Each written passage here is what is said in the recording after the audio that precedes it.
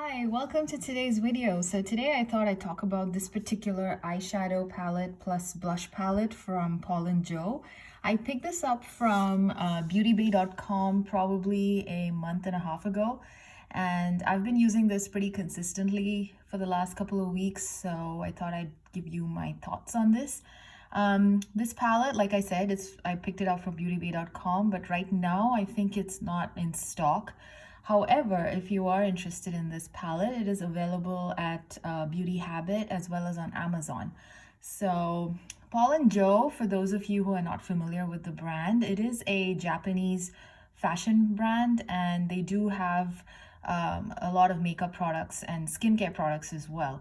And their products are quite popular in Southeast Asia, and when I used to live there, I used to use a lot of Paul and Joe eyeshadow as well as blushes, and I really like their formula and the general aesthetics of the brand as well. And it's a very whimsical and cutesy kind of a brand, but at the same time sophisticated. So it's not like your cartoony cute, but it's more of a sophisticated cute, if you know what I'm trying to say.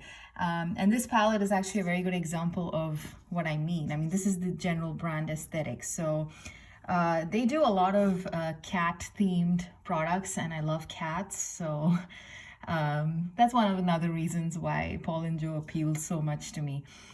So this is the palette, and this is the box, the outer box. And I really like the fact that they have put the same print that's there on the outer box on the actual palette. So a lot of companies nowadays don't do that, and that's kind of disappointing to me, because sometimes I like to, have products simply because they're very pretty as well.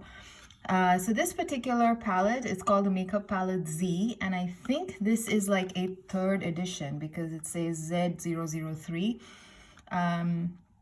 And this palette is made in Japan, and there are a total of 4 eyeshadows in this palette and 1 blush. So I can quickly show you how that looks. So yeah, so the palette is nice and sleek, and it's made of hard plastic, which is good. And yeah, and this particular image is printed on the palette, which again is something that I really like. So that's how it looks inside. And as you can see, there are 4 eyeshadows, and these 2 eyeshadows here are pretty much your shimmery lid shades, and these 2 basically have tiny specks of micro glitter thrown in. And this is the blush shade here in this palette. The blush shade is pretty much your NARS Orgasm type of thing, where it's a peachy pink with specks of gold shimmer in there. And the rest of these eyeshadow shades too are not really revolutionary in terms of the color combinations or the shades, but overall they kind of go well together. And although there are no matte shades, I still strongly believe you can use this palette on its own, and that's how I've been using it for the past couple of weeks. So the eyeshadow formula is very much your typical Japanese formula, which is very soft. That's the best way to describe Japanese eyeshadow formulas, in my opinion. They're very soft, and they are not very silicone heavy. So they don't appear as, creamy as your silicone eyeshadows. And this particular eyeshadow does contain mineral oil. The blush does not contain mineral oil. I did check the ingredients. So yeah, so the eyeshadows, you have mineral oil as your second ingredient. So in case you are sensitive to mineral oil, that's something to keep in mind. I personally don't mind mineral oil in my makeup products, so I'm okay with that. So that's the formula. Now, in terms of the actual finish on the skin, these look really nice, and they also last really long. I didn't notice any creasing or fading throughout the day, so the formula wise I'm pretty happy with it. The only negative I have to say about this particular palette is that there is a little bit of wasted space here.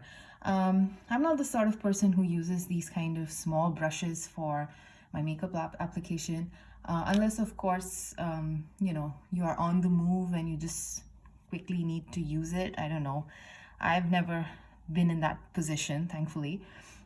So I personally feel this space could have been used a little bit better, and they could have probably put in another 2 eyeshadows or something, maybe like a matte shade for those who really need a matte shade. Yeah, so other than that, everything else about this palette is pretty good. Like I said, this is pretty sleek, so it makes a very nice, convenient travel palette. And another thing you need to take note of is that it is quite, I wouldn't say heavily perfumed, but it is quite scented. There is a very nice, strong perfume scent to these products. I personally don't mind it, but I would actually like my makeup products not to have any fragrance in them. So again, that's something to keep in mind if you are very sensitive to fragrances. It's a very nice, neutral, perfumey scent. It's not, it's not very overpowering, but something to keep in mind that it is fragranced.